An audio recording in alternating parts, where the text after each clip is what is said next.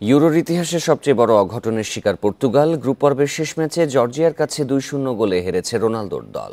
পর্তুগালকে হারিয়ে প্রথমবার ইউরোতে অংশ নেয়া জর্জিয়া জায়গা করে নিয়েছে নকআউট পর্বে। নতুন ম্যারাডোনা খ্যাত ভিচা কারাতস্কেলিয়া নাপোলির এই ফরওয়ার্ডের বাঁ পায়ের জোরালো শট আটকাতে পারেনি পরীক্ষিত গোলকিপার দিয়াগো কস্তা। শুরুর ধাক্কা কাটিয়ে ধীরে ধীরে খেলায় ফিরতে শুরু করে পর্তুগাল।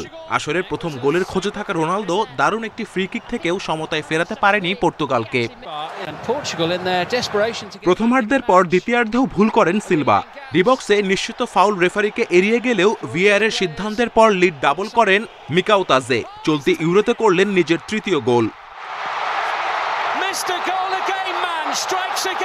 ফিফা র্যাঙ্কিং এর অবস্থানের হিসাবেও ইউরোর ইতিহাসে সবচেয়ে বড় অঘটনের জন্ম দিল ৭৪তম স্থানে থাকা জর্জিয়া। হারিয়ে দিল তাদের চেয়ে ৬৮ ধাপ এগিয়ে থাকা ষষ্ঠ স্থানের দল পর্তুগালকে। Kamrul Hasnat, independent news.